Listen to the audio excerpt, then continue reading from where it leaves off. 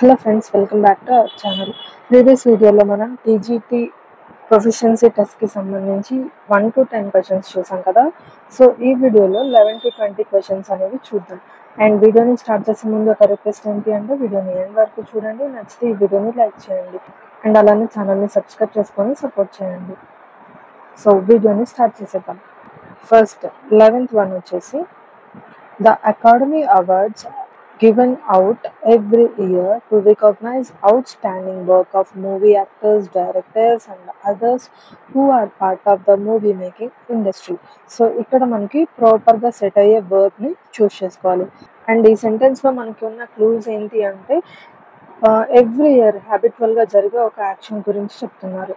And అలానే academy awards అనే ఒక ప్లూరల్ ఫామ్ ఉంది. సో ఇది సింపుల్ ప్రెజెంట్ టెన్స్లో ఉంది సెంటెన్స్ అనేది. అండ్ అలానే అవార్డ్స్ అని ఉంది కాబట్టి ఆర్ అనే వర్బ్ అనేది వస్తుంది. సో ఈజ్ అనేది రాంగ్ అవుతుంది అండ్ హ్యావ్ వచ్చేసి హ్యావ్ బీన్ అనేది ఉండాలి.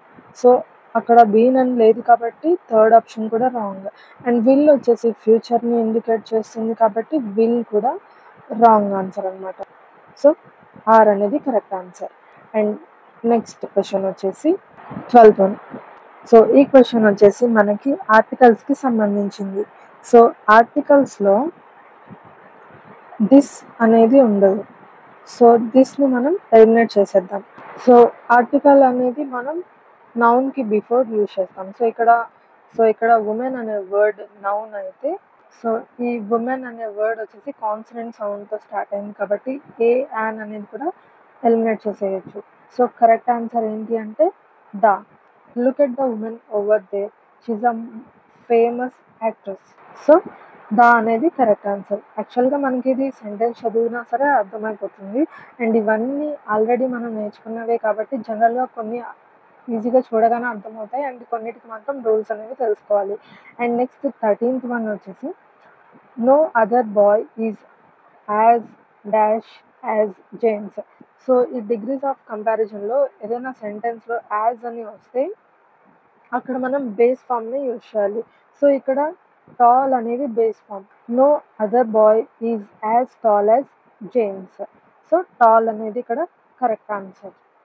నెక్స్ట్ 14th వన్ వచ్చేసి even dash glance will reveal the mystery. Critical అంటే డీప్ అనాలిసిస్ అన్న మీనింగ్ వస్తుంది. సీరియస్ ఆర్ డీప్ అనాలిసిస్ అన్న మీనింగ్ వస్తుంది. అండ్ కర్సరీ మీన్స్ పైన చూసినా సరే తెలుస్తుంది అన్న మీనింగ్ వస్తుంది. అండ్ క్రూడ్ వచ్చేసి రా ఆర్ అన్ఫిల్టర్డ్ అనే మీనింగ్ వస్తుంది. అండ్ క్యూరియస్ వచ్చేసి eager to learn, eager to explore అనే మీనింగ్ వస్తుంది. సో ఇక్కడ ఈ సెంటెన్స్కి even a cursory glance will reveal the mystery. అంత డీప్గా ఆ ఇష్యూ గురించి చూడకపోయినా, ఆ మిస్టరీ గురించి చూడకపోయినా పైన మనం చూస్తుంటేనే అర్థమవుతుంది కదా అన్న మీనింగ్ వస్తుంది. సో కర్సరీ అనేది correct answer.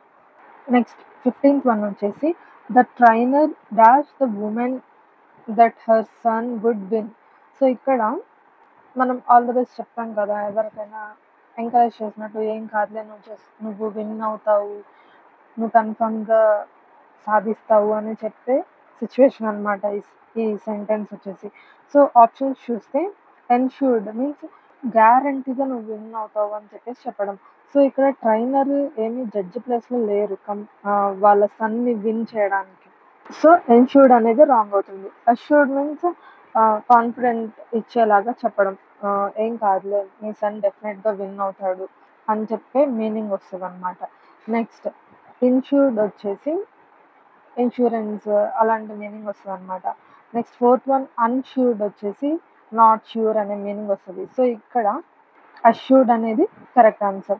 Next 16th one వచ్చేసి I don't think you dare ask for a dash at the moment. So ఇక్కడ ఒక పర్సన్ ఇన్ఫ్లుయెన్స్ అనేది కనిపిస్తుంది మనకి ఈ సెంటెన్స్లో. సో రైజ్ అనేది కరెక్ట్ ఆన్సర్. రైజ్కి మీనింగ్ ఏంటి అంటే పర్సన్ ఆర్ పీపుల్ యొక్క ఇన్ఫ్లుయెన్స్ వల్ల పెరగడం అనమాట. ఏదైనా ఫర్ ఎగ్జాంపుల్ శాలరీ పెంచడం కానీ అలాంటివి ఏదైనా ఒక పర్సన్ పెంచితేనే ఇంక్రీజ్ అవుతుంది శాలరీ అనేది. సో రైజ్ అంటే ఆ మీనింగ్ వస్తుంది అనమాట. నెక్స్ట్ ఆర్ఐఎస్ఈ రైజ్ వచ్చేసి వితౌట్ ఇన్ఫ్లుయెన్స్, వాటంతట అవే జరగడం. For example sun rises in the east అని చెప్పేసి అంటాం. సన్ని ఎవరు తీసుకెళ్ళి పైన అట్లా పెట్టరు కదా. సో దానంతట అదే రెగ్యులర్గా జరుగుతుంది. సో ఆర్ఐఎస్ఈ రైజ్కి అది మీనింగ్. నెక్స్ట్ ఎరైజ్, ఏఆర్ఐఎస్ఈకి ఫర్ ఎగ్జాంపుల్ ఏదైనా ఒక టెక్నాలజీ ఉంటే దానివల్ల వచ్చే ప్రాబ్లమ్స్, ఏదైనా టాపిక్ తీసుకుంటే దానివల్ల వచ్చే డౌట్స్ అనేది మీనింగ్ వస్తుంది. అండ్ రేస్ వచ్చేసి race, sun race, ex race అట్లా వస్తుంది అనమాట. సో ఇక్కడ కరెక్ట్ ఆన్సర్ వచ్చేసి రైజ్. నెక్స్ట్ 17th వన్ వచ్చేసి the windows are not very clean.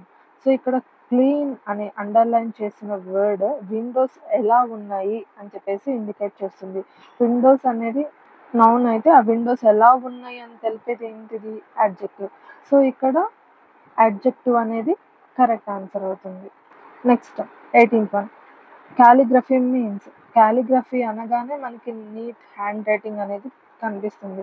So exact measurement, type of ballet, beautiful hand writing or musical instrument.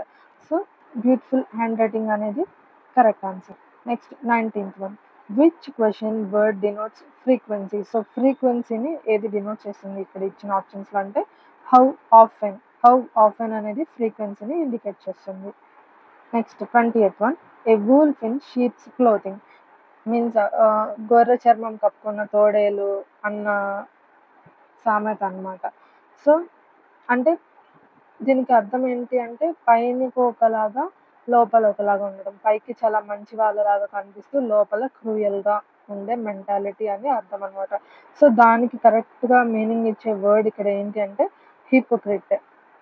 So option 1 అనేది correct answer. So honest person కాదు, sincere person కాదు, honest and sincere person కాదు. ఏ hypocrite అనేది correct answer. And remaining questions next వీడియోలో చూద్దాం. So ఇది friends ఈ వీడియోలో ఇన్ఫర్మేషన్ మీకు నచ్చితే వీడియోని లైక్ చేయండి అండ్ అలానే ఛానల్ని సబ్స్క్రైబ్ చేసుకొని సపోర్ట్ చేయండి. అండ్ ఈ వీడియోస్ మీకు నచ్చితే మీ ఫ్రెండ్స్కి షేర్ చేయండి. Thank you friends, thank you for watching this video. Have a nice day.